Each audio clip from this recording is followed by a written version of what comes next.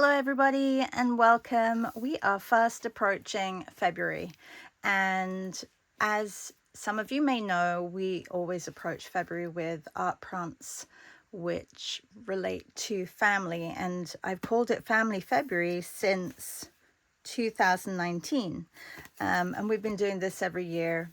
People jump on board if they want to, and some people are just fine at letting that go and doing something else. Which is absolutely fine. Over on Substack, I have a club called the BSA Club, and we gather images from each other usually during the month, and then we work from what's called a Padlet, which is almost like a filing system where you can put your images and then everybody can access them. Family February is very personal. I always have created a prompt list. I'm not sure if in that one I had a prompt list, but we had a prompt list, and within that prompt list, we would work on how the prompts would relate to us, which is really what a prompt list is there to do. Sometimes it's really obvious, and the prompt list is, sister, brother. So that's only something that you can do. So this year, one of our members sent me some images and said, how about this for one of our months this year? She was very inspired by it. And I said, oh, that's going to fit. And it was Zoe. Thank you, Zoe. That's going to fit perfectly with Family February, because it was a beautiful tray full of objects, things that you had collected, ephemera, things that family members had passed down, things that you may carry around with you all the time and have done for many years, things that you can't do without. And so I thought, let's do that together. We create our own board or our own tray full of things and gather 28 items and use that daily as our Family February. It makes it a little simpler because, when you start going back into your past, sometimes that brings up a lot of things that you don't want brought up. But I'll do a little bit of a flip through of what we've done in the past, and you can see where this is going to kind of come in. And yeah, so let me show you, because I think it's better that I have visuals in front of me. So I'm going to go back to 2019.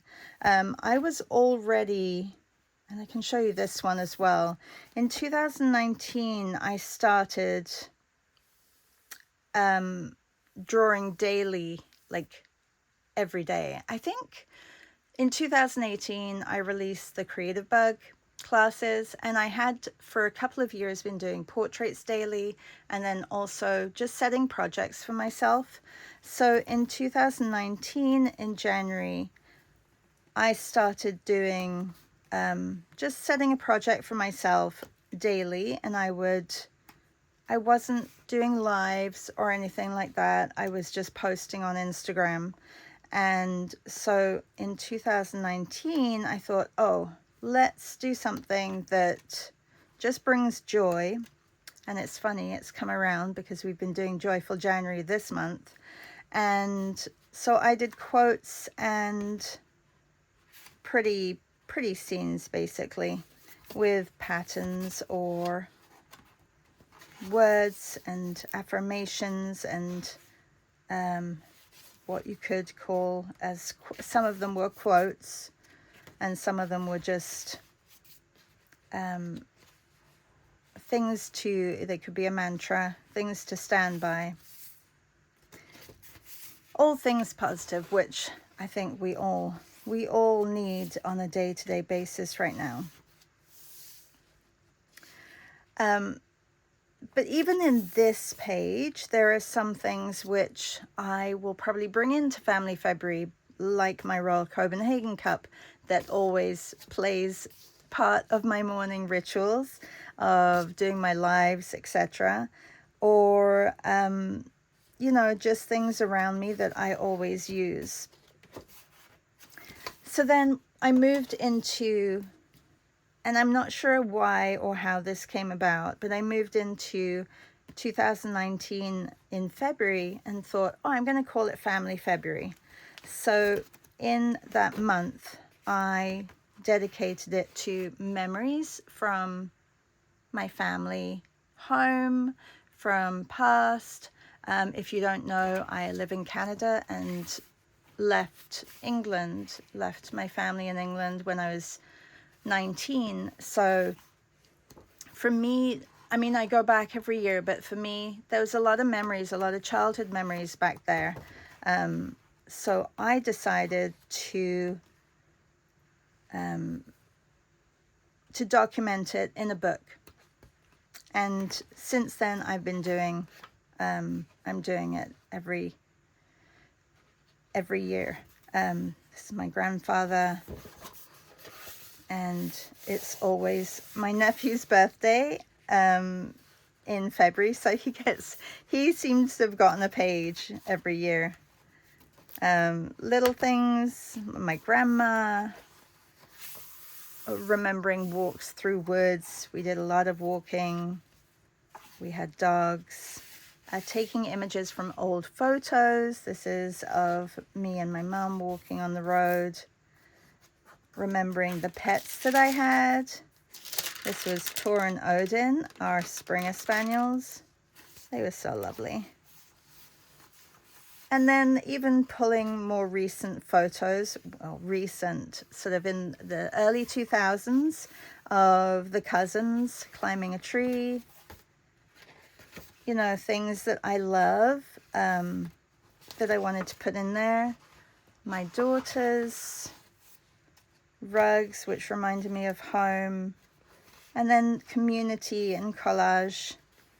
All the Royal Copenhagen cups that I have, they're called Fluted Contrast, and they really do make everything taste really, really good. Drawings from memory. This was our living room growing up. Really narrow. I've made it look a little bit wider, but it was so narrow, the room. Family flags from mine and my husband's combined family. Little birds. So yeah, so this was my first one. I loved it. I really enjoyed it. So when our group formed in March 2020 during COVID, when it came around to the whole year, we were doing prompts every day and I was doing lives every day. But when it came around to doing February again, I said, why don't we do Family February? So some people jumped on board. I'm not sure where my this is the 2021. So I'm missing one 2020 and it's somewhere, but yeah, so I set prompts for that year for 2021 together. So we did flags again because I thought that was great. Siblings, my brother and my sister.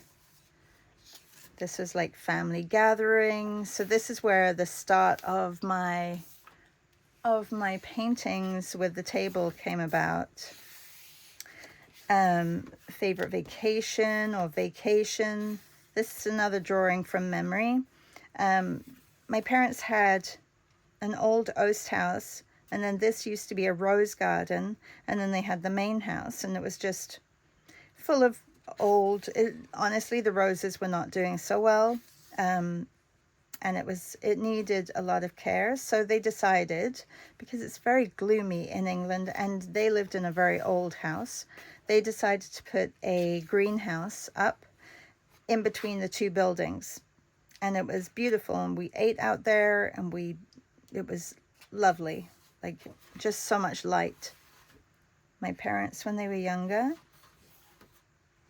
actually on their wedding day.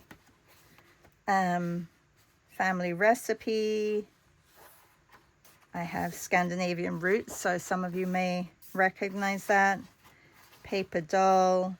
So, you know, there are things that I can see in here that I could pull out and go and grab from, I know I've got cupboards of cups and things like that. Or for this month, you know, you may want to do a whole bunch of old electronics that you used to use. Or so it can go really, you can really extend it to not just being narrow-minded about what you have, which isn't a bad thing, or what you have in your personal life, to, you know, what did you used to use? Or but so we're calling it Family February Treasures, and that's, I think it's going to be really, really great. I think it'll also be a way to just take, for example, one object that has some meaning to you and sketch it out, and maybe either write a little bit about it as well on the page. You could look at your jewelry, where it's come from, you know, who gave it to you. Has it been given down through your family? Or other things. You could look at all the tools that you use. What is a treasure to you? And if you want to use it in the way that we've been using Family February, you can do that and create stories about it. Or if you just want to be very matter of fact, you could do that. So this is another book from 2021. Treasures could be your books. You could do a book stack. Treasures could be family members.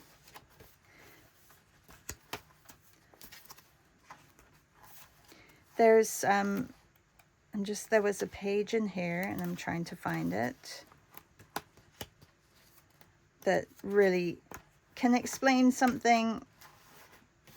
Oh, here. So in your drawer, are there treasures in your drawer that you've forgotten about? Things that you could pull out and it would prompt, you know, a memory in you. Things on your table. You know, I have an old tagine. I could draw that. That has a story behind it. And then simple things like draw what's in your bag.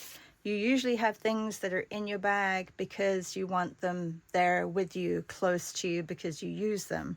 So maybe you want to draw, you know, draw those.